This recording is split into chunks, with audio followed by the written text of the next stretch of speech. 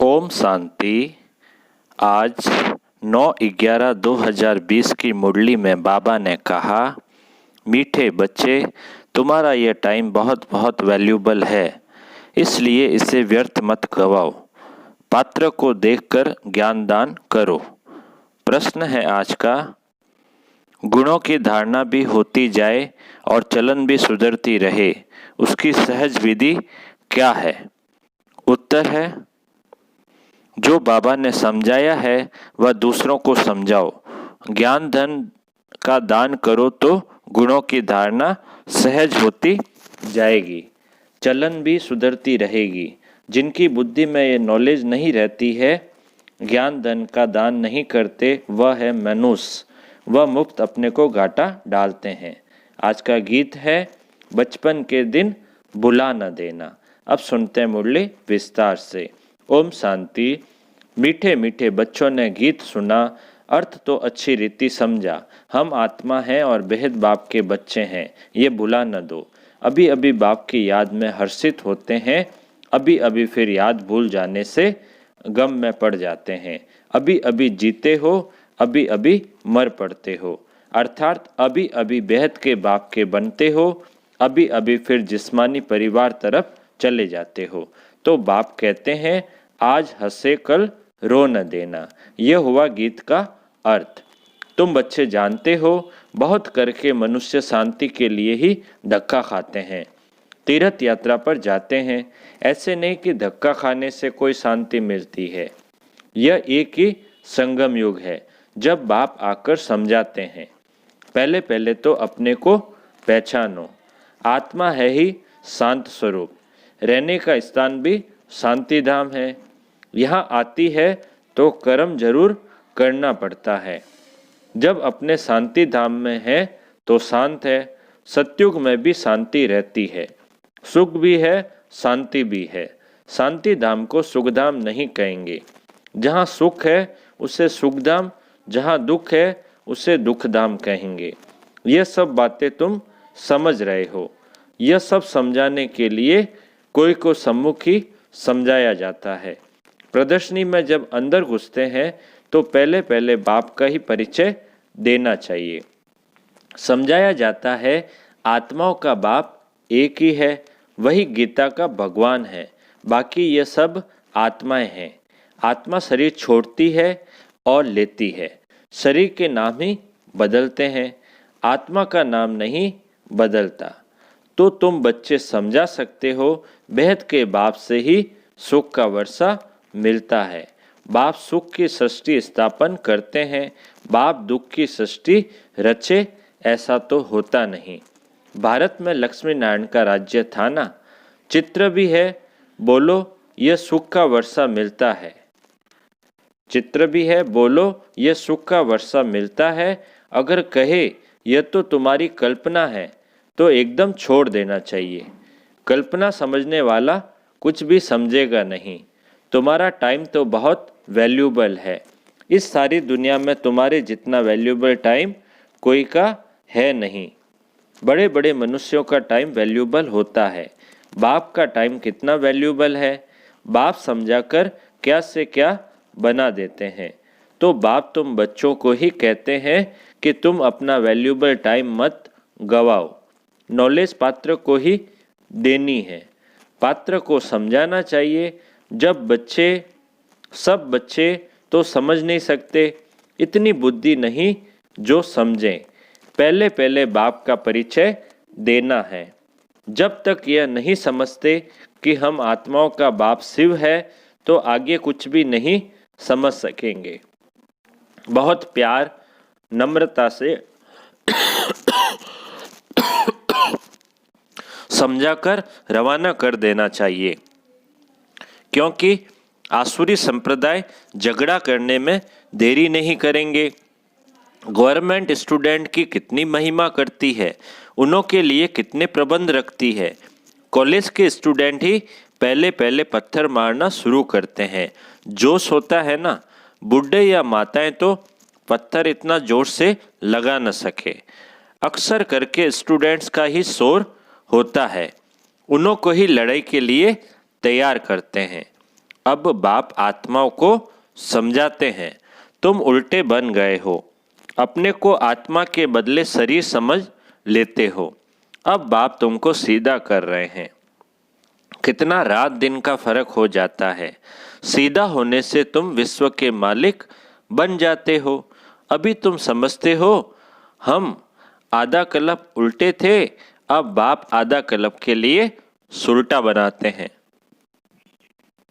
अल्लाह के बच्चे हो जाते तो विश्व की बादशाही का वर्षा मिलता है। रावण उल्टा कर देते हैं तो कला काया चट हो जाती, फिर गिरते ही रहते। राम राज्य और रावण राज्य को तुम बच्चे जानते हो।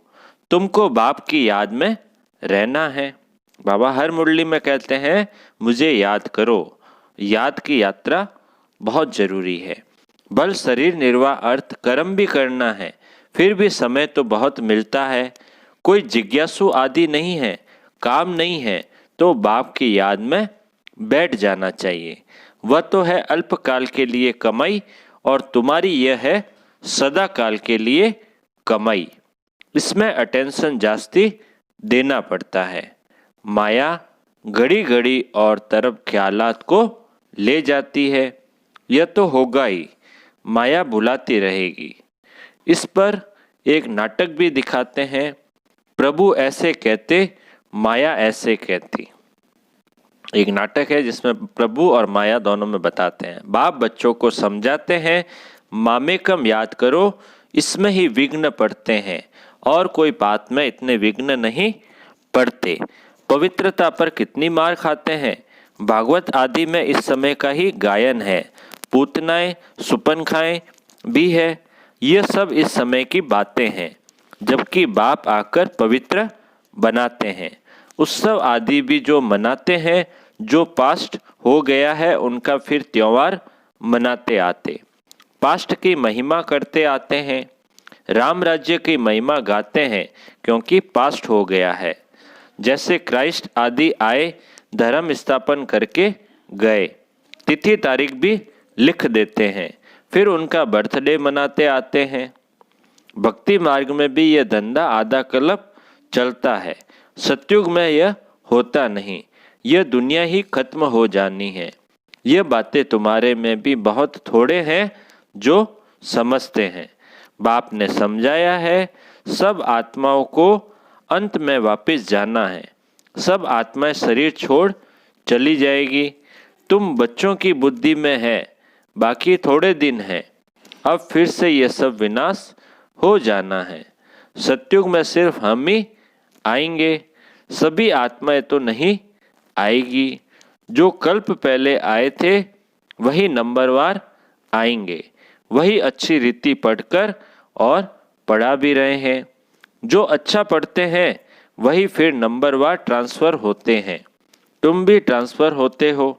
तुम्हारी बुद्धि जानती है जो आत्माएं हैं सब नंबरवार वहाँ शांति धाम में जाकर बैठेगी, फिर नंबरवार आती रहेगी। बाप फिर भी कहते हैं मूल बात है बाप का परिचय देना। बाप का नाम सदैव मुख में हो। आत्मा क्या है, परमात्मा क्या है, दुनिया में कोई भी नहीं जानते। भल गाते हैं भ्रकुटी के बीच चमकता है अजब सितारा, बस जास्ते कुछ नहीं समझते। सो भी यह ज्ञान बहुत थोड़ों की बुद्धि में है। घड़ी घड़ी भूल जाते हैं।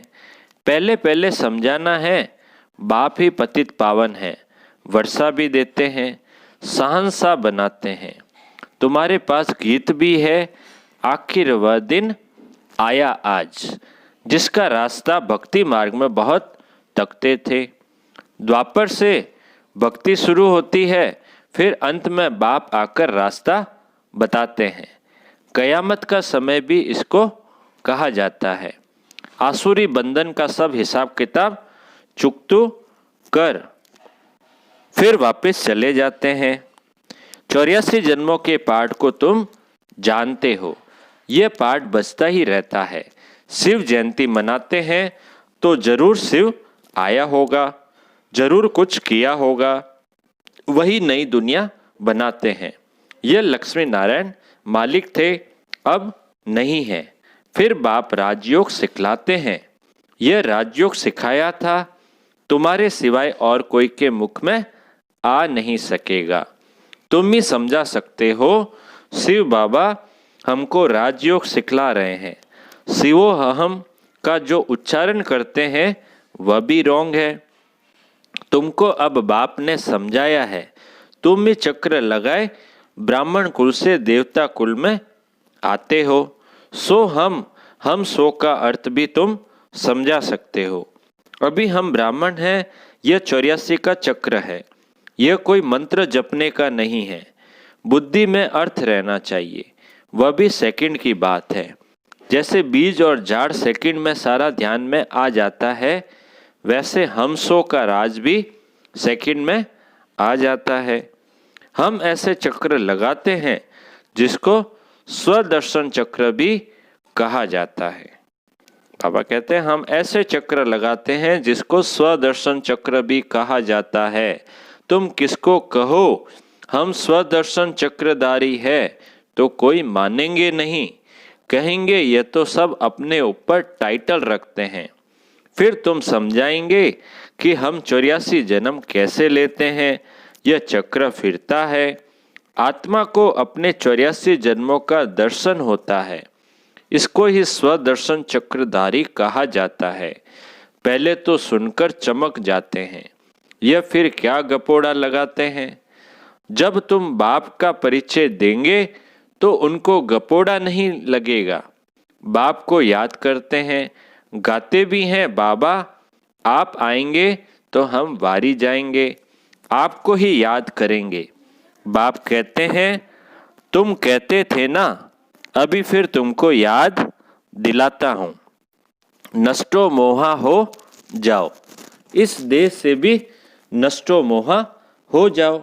अपने को आत्मा समझ मुझे ही याद करो तो तुम्हारे विकर्म विनाश हो जाए। बाबा कहते हैं अपने को आत्मा समझना है और एक बाप को याद करना है जिससे तुम्हारे सभी विकर्म विनाश हो जाएंगे। यह मीठी बात सबको पसंद आएगी। बाप का परिचय नहीं होगा तो फिर किस न किस बात में संशय उठाते रहेंगे। इसलिए पहले तो 2-3 चित्र आगे रख दो जिसमें बाप का परिचय हो। बाप का परिचय मिलने से वर्षे का भी मिल जाएगा। बाप कहते हैं मैं तुमको राजाओं का राजा बनाता हूँ। यह चित्र बनाओ। डबल सिरताज राजाओं के आगे सिंगल ताज वाले माथा टेकते हैं। आपे पूज्य आपे पुजारी का भी राज समझ में आ जाए। पहले बाप की पूजा करते हैं, फिर अपने ही चित्रों की बैठ पूजा करते हैं। जो पावन होकर गए हैं उनका चित्र बनाए बैठ पूजते हैं। यह भी तुमको अभी ज्ञान मिला है। आगे तो भगवान के लिए ही कह देते थे आपे पूज्य आपे पुजारी। अब तुमको समझाया है, तुम ही इस चक्र में आते हो। बुद्धि में यह नॉलेज सदैव रहती है और फिर समझाना भी है। धन दिए धन ना खूटे। जो धन दान नहीं करते उनको मनहूस भी कहते हैं। बाप ने जो समझाया है वह फिर दूसरों को समझाना है। नहीं समझाएंगे तो मुफ्त में अपने आप को घाटा डालेंगे। गुण भी धारण नहीं होंगे। चलन ही ऐसी हो जाएगी। हर एक अपने को समझ तो सकते हैं ना। तुमको अब समझ मिली है, बाकी सब है बेसमझ। तुम सब कुछ जानते हो। बाप कहते हैं इस तरफ है देवी संप्रदाय, उस तरफ है आसुरी संप्रदाय। बुद्धि से तुम जानते हो अभी हम संगम युग पर है। एक ही घर में एक संगम युग का एक कलयुग का, दोनों इकट्ठे रहते हैं। फिर देखा जाता है हंस बनने लायक नहीं है तो युक्ति रची जाती है, नहीं तो विघ्न डालते रहेंगे। कोशिश करनी है आप समान बनाने की, नहीं तो तंग करते रहेंगे। फिर युक्ति से किनारा करना पड़ता है। विघ्न तो पड़ेंगे ना। ऐसी नॉलेज तो तुम ही देते हो। मीठा भी बहुत बनना है। नष्टो मोहा भी होना पड़े। एक विकार को छोड़ा तो फिर और विकार खिटखिट मचाते हैं।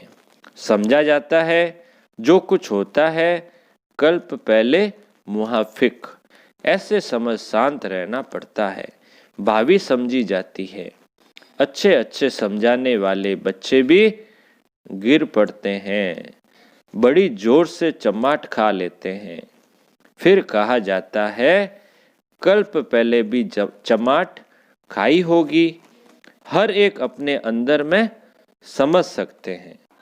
लिखते भी हैं, बाबा हम क्रोध में आ गए, फलाने को मारा, ये भूल हुई। बाप समझाते हैं जितना हो सके कंट्रोल करो। कैसे कैसे मनुष्य है, अबलाओं पर कितने अत्याचार करते हैं। पुरुष बलवान होते हैं, स्त्री अबला होती है। बाप फिर तुमको ये गुप्त लड़ाई सिखलाते हैं जिससे तुम रावण पर जीत पाते हो। यह लड़ाई कोई की बुद्धि में नहीं है, तुम्हारे में भी नंबरवार है जो समझ सकते हैं। यह है बिल्कुल नई बात। अभी तुम पढ़ रहे हो सुख धाम के लिए। यह भी अभी याद है, फिर भूल जाएगी। मूल बात है ही याद की यात्रा। याद से हम पावन बन जाएंगे। अच्छा अच्छा बाप दादा बोले, मीठे मीठे सिकी लदे बच्चों प्रति माता पिता बाप दादा का याद प्यार और गुड मॉर्निंग। रूहानी बाप की रूहानी बच्चों को नमस्ते। हम रूहानी बच्चों की रूहानी बाप दादा को याद प्यार गुड मॉर्निंग और नमस्ते नमस्ते नमस्ते। सदा रहेंगे हंसते हंसते, बन जाएंगे फरिश्ते। वहा बाबा वहा मेरा भाग्य। धारणा के लिए मुख्य सार में पहला पॉइंट, कुछ भी होता है तो भावी समझ शांत रहना है, क्रोध नहीं करना है, जितना हो सके अपने आप को कंट्रोल करना है, युक्ति रच आप समान बनाने की कोशिश करनी है। दूसरा पॉइंट है धारणा का, बहुत प्यार और नम्रता से सबको बाप का परिचय देना है। सबको यही मीठी मीठी बात सुनाओ कि बाप कहते हैं अपने को आत्मा समझ मुझे याद करो, इस देह से नष्टो मोहा हो जाओ। अब मीठे बाबा का मीठा सा वरदान, नम्रता रूपी कवच द्वारा व्यर्थ के रावण को जलाने वाले सच्चे स्नेही सहयोगी भव। नम्रता रूपी कवच द्वारा व्यर्थ के रावण को जलाने वाले सच्चे स्नेही सहयोगी भव। विस्तार, कोई कितना भी आपके संगठन में कमी ढूंढने की कोशिश करे, लेकिन जरा भी संस्कार स्वभाव का टक्कर दिखाई न दे। अगर कोई गाली भी दे, इंसल्ट भी करे, आप सेंट बन जाओ। अगर कोई संग भी करता तो आप राइट रहो। कोई टक्कर लेता है तो भी आप उसे स्नेह का पानी दो।